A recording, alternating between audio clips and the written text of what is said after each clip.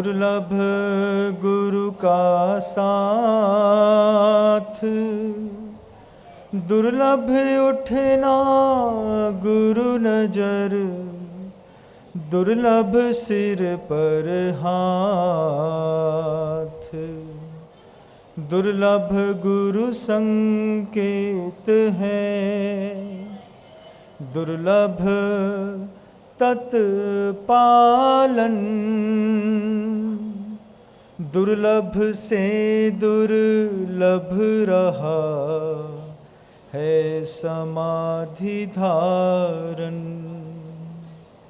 अहिंसा परमो धर्म की जय। आचार्य भगवंत गुरुदेव श्री विद्यासागर जी मुनिराज की, वर्तमान आचार्य परमेष्ठी मुनिराज श्री समय सागर जी महाराज की, सिद्ध चक्र महामंडल विधान की, समस्त मुनि संघ की। सागर जी महाराज की।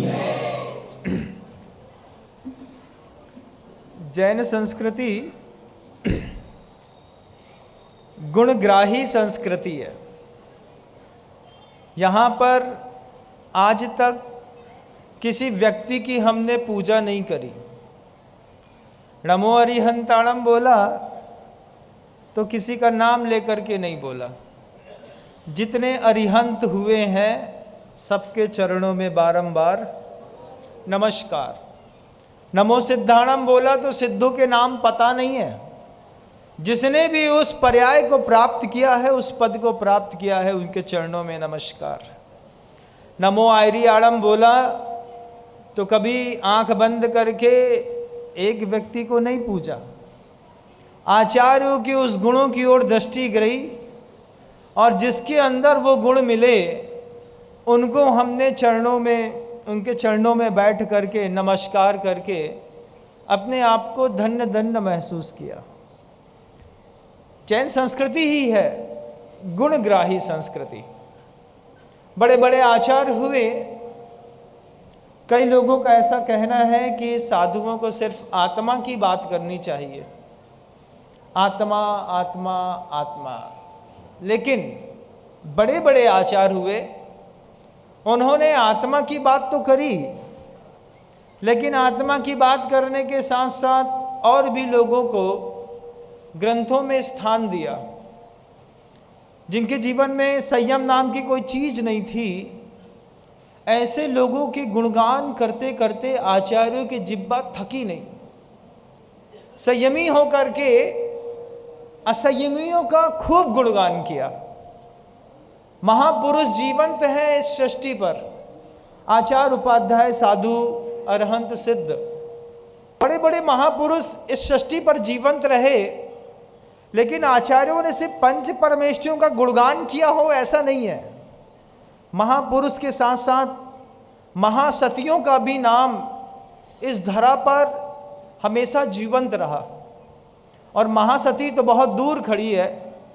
हमारी संस्कृति तो इतनी गुणग्राही रही कि हमने सुअर को भी ग्रंथों पे बहुत उच्च स्थान दिया।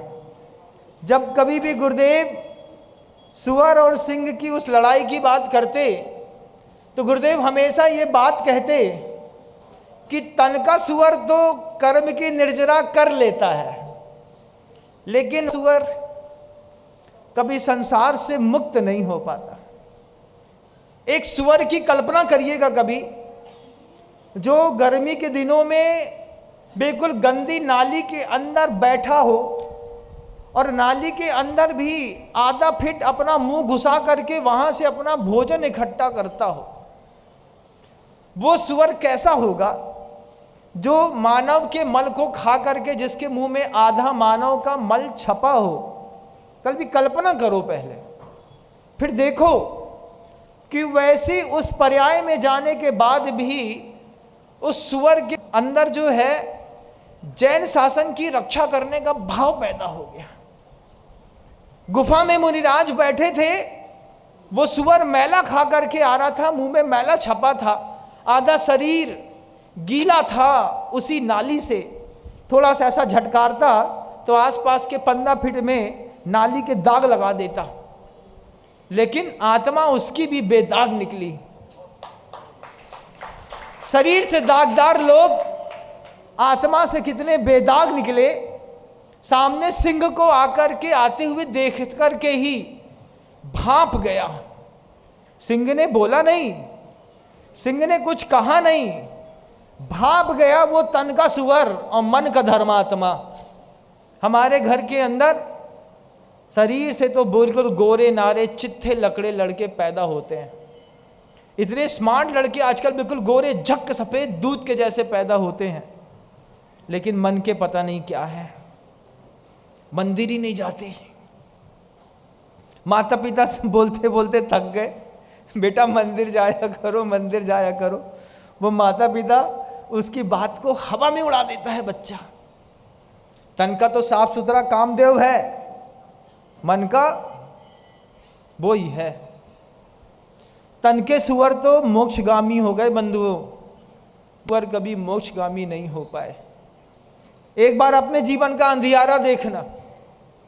गुरुदेव से पूछा कि महाराज आप तन के सुअर की इतनी प्रशंसा करते हैं।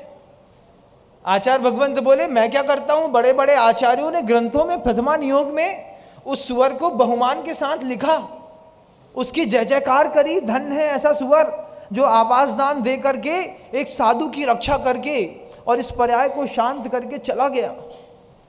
फिर गुरुदेव से पूछ लिया कि गुरुदेव तन का सुअर तो ठीक है, लेकिन सुअर आप किसको कहते हैं?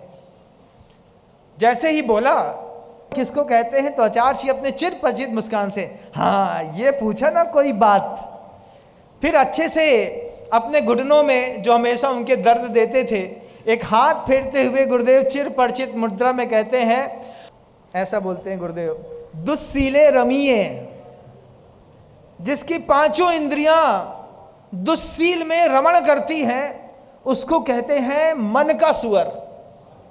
कान गाना तो सुन सकता है, ईलू ईलू याद कर सकता है, लेकिन दष्टम जिनेन्द्र भवनम भवताप हारी याद नहीं है।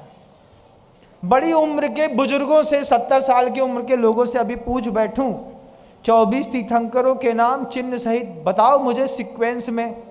महाराज कैसी बात कर रहा, ये तो बच्चों की बातें हैं, ऐसो कह के छोड़ देंगे, लेकिन बता ना पाएंगे। उन्हीं से पूछो फलाने चंद के घर में का भाव हो, तो 28 साल पुरानी बात भी मुंह जबानी याद है। लेकिन 30 साल 50 साल पहले जब पहला भाग पढ़ाया था मोहनलाल शास्त्री काव्य तीर्थ का, उसमें 24 तीर्थंकरों के नाम चिन्ह सहित सीक्वेंस में 65 साल का कोई वृद्ध बता दे तो उसको एक चांदी का सिक्का देकर के पुरस्कृत करूं। उनको नहीं जो विद्वान हैं, उनकी जिनकी बड़ी बड़ी दुकान है, जो संस्कृति के ऊपर पुस्तकें लिखते हैं, उनसे अपेक्षा नहीं है, नाम भले निर्मल हो। ये तो वे बोले महाराज हमें चांदी को सिक्का चाहने, उनको नहीं, लेकिन अपने अंतर मन से मैं कहना चाहता हूं अपने जीवन का अंधियारा देखिए। जीवन का अंधियारा इतना विचित्र है कि 24 तीर्थंकरों के नाम भी याद नहीं है। ऐसो पंच नमो यारो सब पाव पणासणो मंगलानंच सब्बे सिंह परमम हवाई मंगलम, रोज पढ़ते हैं। एक बार पूछ लें कि इसका अर्थ क्या है, तो जितने लोग बैठे हैं ना उतने प्रकार के अर्थ निकलेंगे, लेकिन सही अर्थ नहीं आता। दुस्सीले रमीए सुअर क्या है वो, जिसका कान ईलू ईलू तो याद कर सकता है, दष्टम जिनेन्द्र भवनम भवताप हारी याद नहीं कर सकता। इंस्टाग्राम फेसबुक देख सकता है, सुबेरे भगवान को देखने में, उसको मनाने में माँ की जिंदगी खप गई, बिल्कुल काले घने बाल चिक्कन सफ़ेद हो गए, लेकिन हम अपने बच्चे को महाराज मंदिर नहीं भेज पाए। लड़का हमारी आंख के सामने बड़े बड़े कॉन्वेंट स्कूलों में गया, बड़े बड़े ब्रांडेड शर्ट की कंपनियां की शर्ट पहनी, पैंट पहनी, जूते पहने, लग्जीरियस गाड़ी में बैठा, लेकिन हमारे पुरुषार्थ में वो ताकत नहीं थी, हम बच्चे को मंदिर की कलश तक ले जा पाते, चांदी का कलश उठा नहीं पाया। बच्चे मंदिर नहीं जाते। नई जनरेशन के बहुत सारे ऐसे हायर एजुकेशन में रहने वाले बच्चे हैं, वो मंदिर नहीं जाते, बेटियां मंदिर नहीं जाती, बड़ी गजब की बात है। वे 12, 14, 15, 16, 17, 18, 20, 22 साल की बेटियां पढ़ाई को बहाना मार करके अपने कमरे का दरवाजा बंद करके पता नहीं फेसबुक इंस्टाग्राम मोबाइल में क्या चलाती हैं, भगवान जाने। जानते तो हम भी हैं, हम बोलते नहीं है, भगवान जाने। इसलिए मंदिर नहीं जाना, संडे के दिन पूजा नहीं करना, अभिषेक नहीं देखना, शांति धारा नहीं करना, दान नहीं देना, दुस्सीले रमिए सुअर। तन का सुअर तो कर्म का निर्जरा कर लेगा। उस नौवा की दुकान में जा करके 1.25 घंटा देता है, रात में 8 बजे जाएगा, ये कौवे की चोंच जैसी दाढ़ी बनवाएगा, चिकना कराएगा, फेशियल कराएगा, ब्राइडल क्या बोलते हैं, ब्राइडल कराएंगे, दुनिया भर के काम कराएंगे। 2.5 घंटे की एक उत्कर्ष समाई नाई की दुकान में हो गई। उससे बोला कि भैया 2.5 घंटा, अरे भैया 800 दे के आए। लेकिन मंदिर आकर के उससे बोला कि 15 मिनट के लिए मात्र भगवान का अभिषेक कर, भगवान का पैर छुओ, चला जा। अरे इतना पढ़ाई का टेंशन है, इतना वर्कलोड है, हमारे सीपीटी का एग्जाम क्लियर नहीं हो रहा है, फाइनल टच नहीं कर पा रहा है, नीट नहीं निकल पा रही है, क्लैट नहीं निकल पा रहा है, सीएफए में एडमिशन नहीं हो पा रहा है, दुनिया भर की बातें बताते बच्चे। मंदिर के लिए 15 मिनट नहीं है, नाव की दुकान के लिए 2.5 घंटे का समय है। अभी किसी रेस्टोरेंट की बात करें, पार्टी की बात करें, शाम को 7 बजे जाएंगे, रात को 2 बजे लौट करके आएंगे। 5-7 घंटे का पर्याप्त समय है। उस समय नीट क्लैट एग्जाम ये वो कुछ नहीं दिखता। पापा एक बुलेट दिला दो, बस हो गया। नहीं दिलाई पापा ने बुलेट तो मम्मी के प्राण खा लिए। रोटी नहीं खाएंगे, सब्जी नहीं खाएंगे, खाना नहीं खाएंगे, रात में सोएंगे नहीं। हाथ जोड़ करके मम्मी ने हाथ जोड़े, रात में पति से बोली दिला दो, परेशान बहुत कर रहा है। अब पति ने भी कितने धीमे से पत्नी की बात समझ ली, दिला दो नहीं तो अबे वो परेशान कर रहा है, बाद में जे परेशान कर है।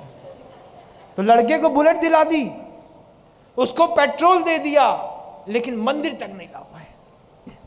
बच्चे को ये बात हम जीवन में कभी समझा नहीं पाए कि बेटा जब सूर्य का प्रकाश किसी क्रिस्टल से होकर के गुजरता है, जब किसी सूर्य का प्रकाश किसी प्रिज्म से होकर के गुजरता है, तो उसका ऐश्वर्य बढ़ जाता है। प्रकाश का बढ़ता है कि नहीं? 7 वंडर्स के जितने भी रंग होते हैं, जैसे उस प्रकाश में इंद्रधनुष दिखाई देने पड़ लगता है, उसके 7 रंग दिखाई देने लगते हैं। ऐसे ही बेटा जब तुम और तुम्हारे आत्मा की अनंत शक्तियां मंदिर के उस प्रिज्म से होकर के गुजर जाएंगी, तो तुम्हारे अंदर भी ऐश्वर्य दिखाई देने लगेगा। इतनी सी बात हम अपने बच्चे को समझा नहीं पाए। उसके चेहरे पे दाग लगा है तो लगाने के लिए 50 ट्यूबें दी बच्चे को, लेकिन आत्मा दागदार हो रही थी। उसके लिए माता पिता भी बोलते हैं ऊ की बो जाने महाराज, हम तो अपनों देखत। ये कह कर के आप अपने कर्तव्यों से पीछे मुड़ नहीं सकते। ध्यान रखिएगा बंधुओं, जैन शासन में चुप रहने वाले को भी दंड मिलता है और बोलने वाले को भी दंड मिलता है। दोनों की सजा भुगतनी पड़ती है। घर के अंदर कहीं ऐसा तो नहीं कि आप आगे चल करके चुप होने की सजा भुगतना चाह रहे हैं। महाराज मंदिर की बात करते हैं, घर में किच किच पिच पिच चिक चिक होती है, इसलिए हम तो अपनी थाली उठाते हैं और घर चले आते हैं, मंदिर चले आते हैं, आपके चरणों में चले आते हैं, धर्म ध्यान की बात सुन लेते हैं। बच्चे को बताना, बच्चे से कहना आत्मा की अनंत शक्तियां हैं बेटा, आत्मा की अनंत शक्तियां जब मंदिर से होकर के भगवान की बेदी से होकर के गुजरती हैं, आदमी का ऐश्वर्य पूरी दुनिया में दिखाई देता है। और नहीं तो वो स्थिति है बेटा कि तुम्हारी बात तो तुम भी सुनना नहीं चाहते। खुद अपने सेल्फ कमिटमेंट से आप कितनी बार फीडबैक लेते हैं कि नहीं लेते हैं? क्यों? अपने ही कमिटमेंट में कॉन्फिडेंस नहीं है। हम लोगों को तो आगम की आज्ञा में इतना जबरदस्त कॉन्फिडेंस है, अरे जो होगा तो देखा जाएगा, अभी तो आगे बढ़ो, अभी तो आगे निकलो। लेकिन बच्चे हमारे हायर एजुकेशन वाले, आप लोगों की धारणा है पुण्यशाली व्यक्ति आराम करता है, आपकी धारणा होगी पुण्यशाली व्यक्ति सुख का भोग करता है, वैभव भोगता है, आराम से रहता है, पैसे में रहता है, गाड़ी में रहता है, घोड़े में रहता है, आपकी धारणा है। लेकिन भगवान महावीर कह रहे हैं पुण्यशाली व्यक्ति कड़ी धूप में पर्वत के ऊपर जाकर के बैठता है। पुण्यशाली जिसके पल्ले का पुण्य काम करता है, दोपहर में गर्मी की मई की धूप में भी निकल जाता है अपने अभीष्ट की यात्रा को प्राप्त करने के लिए। पैर पे छाले पड़ते रहते हैं, उसको निर्ग्रंथ कहते हैं, उसको महाश्रमण कहते हैं। बंधुओं, ये पुण्यशाली लोग जो सुख और वैभव को एसी में रह करके 17 टेम्परेचर में रह करके माला फेरना आसान है बंधुओं, लेकिन मैं तो धन्य धन्य मानता हूं मुनिराज विशाल सागर जी महाराज को। दिल्ली में चातुर्मास कर रहे थे, गर्मी अपने चरम पर थी, लोग आकर के बोलते महाराज पहला साधु देखा जो दिल्ली में चातुर्मास कर रहे हैं बिना पंखा, बिना एसी, बिना कूलर के। तब विशाल सागर जी महाराज एक ही बात कहते थे हमेशा, आज भी कहते हैं वो उस बात को, अरे अभी तो 48 टेम्परेचर है, 51 टेम्परेचर लेकर के आओ तब भी समाई किसी पाटे पर लाजवाब होगी। सुन करके दिल्ली उनकी भक्त बन गई।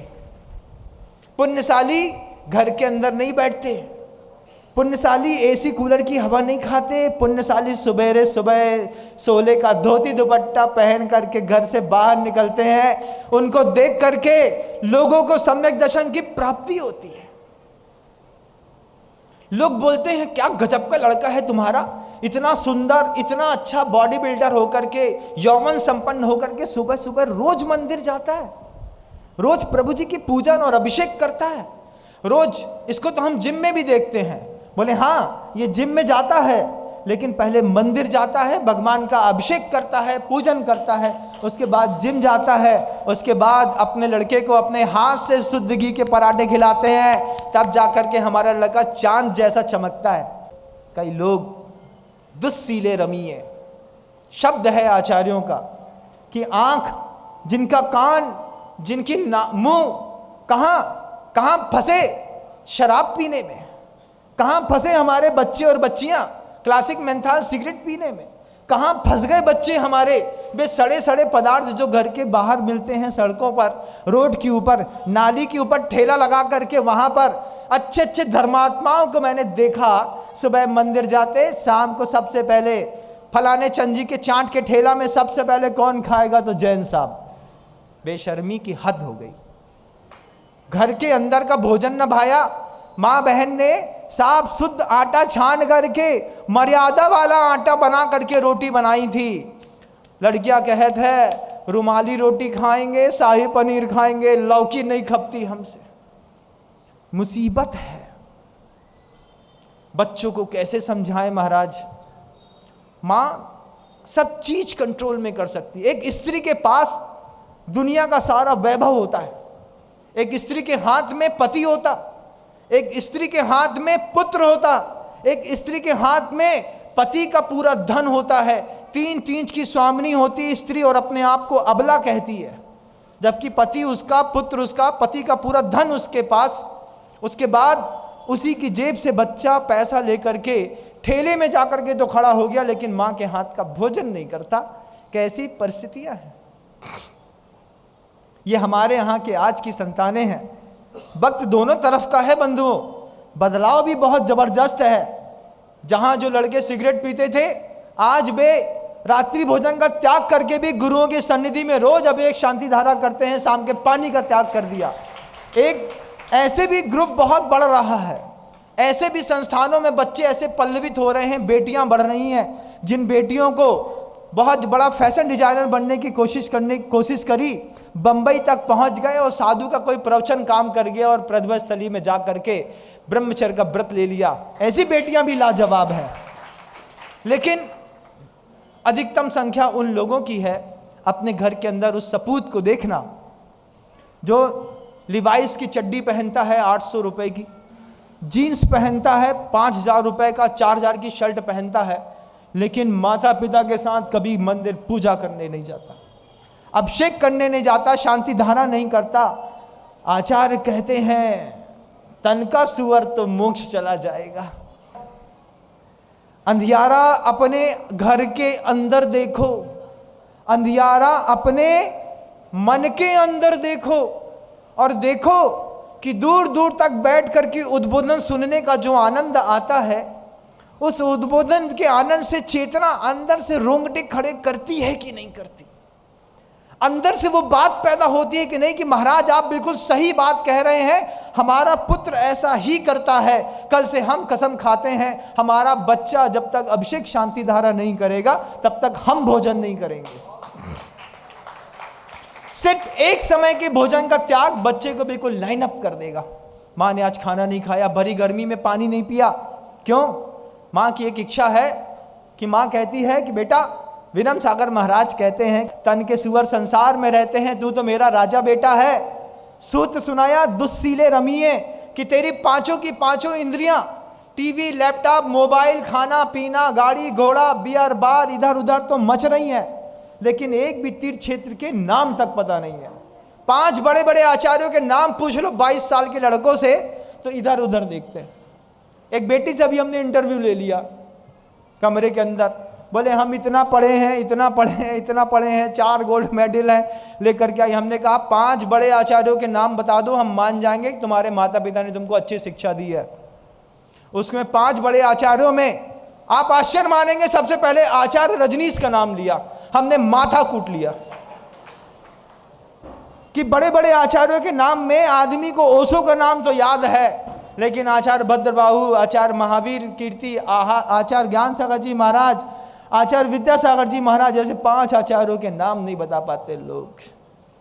क्या सिखाते हैं हम अपने घर को? आप एक तरक्की के जिस पायदान पर रोज बढ़ा रहे हैं, संसार में आगे बढ़ने के लिए तो आप बहुत तप करते हैं, लेकिन मैं आपसे कहना चाहता हूं संसार से ऊपर उठने के लिए भी तप करिए। धरती पर रेंगने वाला कितना भी तेज स्पीड पर दौड़ ले, रहेगा धरती पर। संसार में दौड़ लगाने की इच्छा से सुबह 7 बजे से लेकर के रात को 12 बजे तक तप करते हो दुकानों के अंदर। वे महिलाएं भरी गर्मी में सुबह 5:15 बजे उठ करके आगी के सामने जाकर के खड़ी हो जाती हैं, चाय बनाना है, कॉफी बनानी है, पराठे बनाने हैं, तपस्या है उनकी संसार में रहने की। बच्चे से बोलो, पति से बोलो, महाराज कहते हैं संसार में रहने की तपस्या तो रोज करते हैं, संसार से उठने की तपस्या सिर्फ आधे घंटे अपन सब मिलके मंदिर जाकर के करते हैं। ये मंदिर ऐसे गजब के लगेंगे, बगल में जो जंगल की जगह पड़ी है ना, यही अरिहंत बिहार के लोग कभी भी ये मंदिर तोड़ करके बोलेंगे कि 500 घर के समाज के हिसाब से मंदिर छोटा है, मंदिर बड़ा करो। पूरा मंदिर वहां कोने तक पहुंच जाएगा, जैन शासन का डंका विश्व तक पहुंच जाएगा। हमें पूरी दुनिया सुधारने की जरूरत नहीं है। अपने कुच्छी से प्रसूत उस पुत्र और पुत्री को जो आपके घर के अंदर बैठा है और जो साफ सुथरा चिकना दिखता है, स्मार्ट दिखता है, लेकिन दुस्सीले रमिए, मन का पता नहीं वो क्या है, आप उसको राजा बेटा कहते हैं। मंदिर नहीं जाता, पूजा नहीं करता, आचार्यों के नाम पता नहीं, तीर्थों के नाम पता नहीं। तीर्थ वंदना के नाम पर परिवार के लोगों को महीने में 2 दिन निकालना चाहिए। लास्ट सैटरडे संडे में छुट्टी है, ऑफिसर क्लास के लोग हैं, कसम खा लीजिए कि सैटरडे का काम करने के बाद घर आएंगे, पत्नी को बच्चों को लेकर के किसी भी सिद्ध क्षेत्र में चले जाएंगे, संडे में वहां पे एक विधान करेंगे, वहीं की भोजनशाला का भोजन करेंगे, शाम को अपने घर वापस आ जाएंगे। पूरी खुशियां घर के अंदर आ जाएगी। बंधुओं, संडे की पार्टी करना है तो भोपाल चले गए, स्विमिंग पूल में चले गए, मॉल में चले गए, डीबी मॉल, संडे है डीबी मॉल जाना है चाहे कुछ हो जाए। तीर्थ क्षेत्र नहीं जाएंगे, पूजन अभिषेक नहीं करेंगे। आचार होटल का खाना, महिलाओं ने कसम खा ली, सुनो महाराज कछु भी कहें, संडे को खाना नहीं बनाएंगे मतलब नहीं बनाएंगे। अब तुम समझ लो, चाहे जोमेटो स्विगी से हमारे कमरा के अंदर ले आओ और चाहे हमको होटल तक ले जाओ, संस्कृति होगी उस घर के जिसको नरक में जाना होगा। हम तो देवशास्त्र गुरु के भक्त हैं, पुरुषार्थ, बाहुबल, दिमाग। आचार्य भगवंत हमेशा कहते थे दिमाग को वैज्ञानिक बना के रखो और दिल को अपना एक भक्त बना करके रखो। दिमाग से वैज्ञानिक बनो, हर चीज में संसार की हाउ एंड बाय लगाओ, लेकिन दिल को इतना धार्मिक बना करके रखो कि बुलेट से लेकर के जब तुम्हारा लड़का बड़े बड़े 36 इंच के बाइक से लेकर के रास्ते से निकले तो लोग देखें और इस बात का अंदाजा लगा दें 7:15 बजे ये सीधे बुलेट लेकर के मंदिर जाता है, मंदिर में भगवान की पूजा करता है। हमारा लड़का और कुछ करता ही नहीं है। ये संस्कार आपको पैदा करना है बंधुओं। मैं तो उपदेश देने तक सीमित हूँ, साधु की बहुत छोटी मर्यादा है। उपदेश देता है विनम्र सागर, आप तक पहुंच जाता है सुबह से शाम होते होते, लेकिन दिल में अगर उतर जाए, आत्मा की शक्ति दिल में उतर जाए, माध्यम की शक्तियां दिल में उतर जाएं, कहनी थी बात, समय हो गया, आधा घंटे मिलते हैं, गरीब आदमी हैं हम लोग, हम तो चाहें मेहनत करने का 6 घंटा ले ले, लेकिन मुश्किल से आधा घंटा मिलता है, उसको भी सोने में बदलने का कोशिश करता है। पहले टाइम से, पहले सेकंड से हम सोचते हैं कि एक भी मिनट बर्बाद ना हो, आपका आगे का कार्यक्रम भी व्यवस्थित बना रहे। लेकिन जीवन व्यवस्थित बनाने के लिए तीर्थ निर्माण से जरूरी है तीर्थंकर का निर्माण करना। तीर्थ निर्माण हम कर रहे हैं, बना रहे हैं हम बड़े बड़े तीर्थ, लेकिन घर के अंदर वो सोजा हुआ जो मारीची है, मारीची शब्द बहुत सुंदर है बंधु। सूर्य की किरण को मरीची कहते हैं, सूर्य की किरण को मारीची कहते हैं। आपका बच्चा सूर्य की किरण है, लेकिन एसी, कूलर, पंखा, टीवी, मोबाइल, लैपटॉप पे फंस करके बेचारा जैसे सहतूत का कीड़ा अपने ही उलझन में उलझ करके वहीं पे मर जाता है। ऐसी छोटी छोटी उलझनों में बच्चों को उलझा दिया। जीवन का एक बृहद उद्देश्य दिखाइएगा। संसार बताना अपने बच्चों को कि जीना पड़ता है, लेकिन संसार अपना लक्ष्य नहीं है। संसार कैसे जिया जाता है ये भी सिखाइए और जीवन का लक्ष्य भी दिखाइए। अभिषेक शांति धारा गुरुओं से जोड़ करके इन विधानों में अपने परिवार के लोगों की भी भूमिका निश्चित करके ही आप धार्मिक कहला सकते हैं, और ये बहुत जरूरी है। बातें कई बार शब्द एकाध कभी कोई चुप जाता है, लेकिन गुरुदेव कहते हैं चुभना चाहिए। कोई बात चुभती हुई भी अगर लेकिन सत्य तक ले गई, और कल आपका बच्चा जागृत हो गया, बच्चे से कहना है वो बात जो मैं हर बच्चों से कहता हूं कि बेटा, महाराज कहते हैं कि सूर्य की किरण प्रिज्म से होकर के गुजरती है तो उसका ऐश्वर्य दिखाई देता है। ऐसे ही तुम मंदिर से गुजर के निकलोगे तो तुम्हारे माता पिता का और तुम्हारा सबका ऐश्वर्य दिखाई देगा। आपका ऐश्वर्य इस बात से नहीं है कि आपका बच्चा अमेरिका में 1.5 करोड़ का पैकेज लेकर के बैठा है। पैदा किया था अपनी खुशी के लिए और छोड़ दिया एक कंपनी को बड़ा करने के लिए। पुत्र दान दे दिया, जाओ बेटा अमेरिका में रहियो, मैंसन बना लियो, वो लंबी बाड़ी 600 बेंच खरीद लियो, एक बड़ो बंगला, 2-3 साल में हम 1-8 महीना के लाने तुम्हारे घर में रह बे आ हैं। बाकी टाइम ना उसको रोटी मिलती, ना चावल, ना दाल, बेचारा ब्रेड टोस्ट खा करके जिंदा है। पैदा किया था अपनी खुशी के लिए। सोचो कितनी मन्नतें मांगी थी भगवान से, गुरुओं से आशीर्वाद मांगा था, भगवान संतान नहीं हो रही, एक आशीर्वाद दो ना। लोग मुझे पता नहीं क्या क्या कहते हैं। संतान आई तो बड़ा कर दिया, और बड़ा करके किसी कंपनी को पालन पोषण करने के लिए भेज दिया। इस मन के अंदर एक भ्रम पाल लिया, अमेरिका में रहे तो हमारे लड़का बहू बड़े सुख से हैं। काय के सुख से? अभिषेक नहीं, पूजन नहीं, साधु को दान नहीं, जीवन के लक्ष्य उद्देश्य की कोई पूर्ति नहीं। बस सुबह से लेकर शाम तक कंपनी में काम करो, अच्छे ठंडे बंगला में रह लो, और रात को आओ तो पता नहीं कौन से प्रकार का आटा, कहाँ की दाल, कहाँ का दूध पी करके बच्चे जिंदा हैं जैन कुल के। कम टू द रूट, आचार्य कहते थे, अब लौट चलें वापस अमेरिका से भारत की ओर। वहाँ 1.5 करोड़ का पैकेज, यहाँ हो सकता है 30 लाख का मिले, लेकिन वो भी बहुत अच्छा है बंधु, बहुत अच्छा है। ज़्यादा संपन्न लोग कोई संपन्न दिखाई नहीं देते मुझे। आपका समय हो गया, इसलिए शब्दों को विराम दूंगा। कल फिर प्रयास करूंगा आपकी चेतना तक एक नई झंकार प्रस्तुत करने का, लेकिन जब तक मेरे शब्द आपके कान में गूंजे, आपको लगे कि आपके बच्चे की स्थिति ऐसी है, तो बच्चे से प्यार से कहियो, महाराज ने आज कही थी भैया, तन का सुअर तो मोक्ष चला जाता है, लेकिन मन का अहिंसा परमो धर्म की। गुरुदेव श्री विद्यासागर जी महाराज।